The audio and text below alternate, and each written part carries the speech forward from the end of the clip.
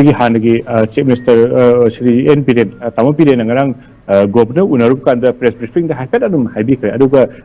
ꯌꯥꯝ ꯗꯤꯇꯦꯜ ꯑꯣꯏꯕ ꯃꯅꯤꯄꯨꯔꯒꯤ ꯍꯤꯁꯇ꯭ꯔꯤ ꯌꯥꯎꯕ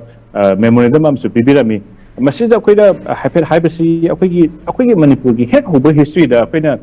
ꯑꯩꯈꯣꯏꯒꯤ ꯉꯔꯥꯡꯒꯤꯗꯣ 30 AD ꯍꯥꯏ 33 AD ꯍꯥꯏꯕ ꯄ꯭ꯔꯤꯟꯇꯤꯡ ꯃꯤꯁꯇꯦꯛ ꯑꯣꯏꯔꯝꯕꯁꯨ ꯌꯥꯏ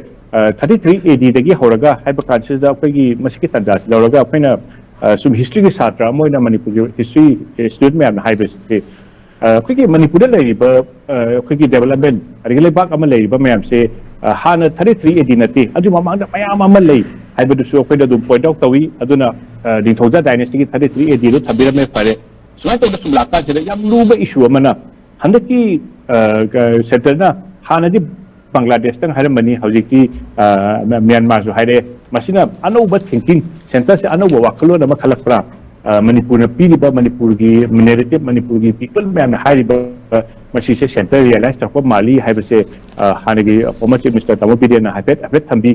ꯑꯗꯨꯒ 30 days ꯍꯥꯏꯕꯁꯤꯗ ꯑꯩꯈꯣꯏꯒꯤ ꯑꯩꯈꯣꯏꯅ ꯏꯟꯚꯣꯜꯕ ꯇꯧꯔꯤꯕꯁꯦ ꯑꯣꯕꯖꯦꯛ ꯅꯠꯇꯦ ꯍꯥꯏꯖꯕ ꯇꯥꯔꯦ ꯑꯃ꯭ꯔꯤꯇꯥ ꯍꯥꯏꯗꯤ ꯄꯣꯠ ꯑꯃ ꯍꯦꯛꯇ ꯁꯤꯗꯤ ꯄꯨꯔꯒ ꯊꯥꯡꯕ ꯑꯃ ꯅꯠꯇꯕꯅꯤꯅ ꯄꯣꯠꯁꯦ ꯃꯤ ꯏꯟꯚꯣꯜꯕ ꯇꯧꯕꯅꯤꯅ identification adagi kamaina tauni adagi madugi se hatat luba thabak amani aduna 30 days se yam temali haibagi issue ma habet thambibani aduna masidi yamna long process adugo yam humanly tawgadabni koi tawba jadi akoina se tawsi human ni nupi yauri angang yauri mukachi yam ill treatment tawbasu yadi adugu makoi akoina kamaina tawni process amadi tawhum toi akoina madu assam da tawma tamda yam expensive oiba kana badi kum phangdaba assam gi experience tagi akoina tamhoraga paisa su changdabida kamaina tawba yage aduga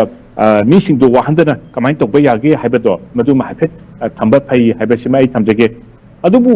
governor na maduda akhigi manipur gi gwa tabagi incident ya fadna neina ba khana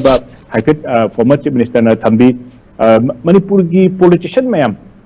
ngasi tanja sida haijabada kari bale pak amda meta irang thola bi ihana hana wa ngang da bi karano haibatamda politician ni akhigi praja gi mihut chilaga chaliba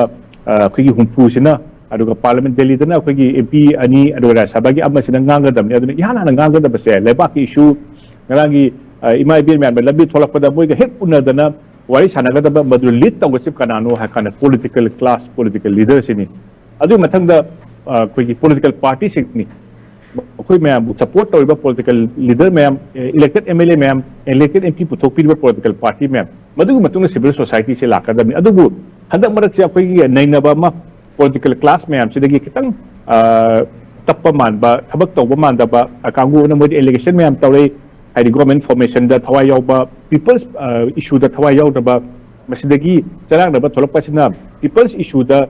tholakpa se si khara phai akhoi appreciate tawsi bakhoi du adugu yam samlapna ngasagi secha samdulo sanjarabada manipur gi da mla khangde civil society khangde praja mayam gi lit to tholakpada akhoi masen je ta thok na roisi akhoi masen je pura united fighters akhoi masen amana inthok na radi akhoi se wakhan khanba ngamoi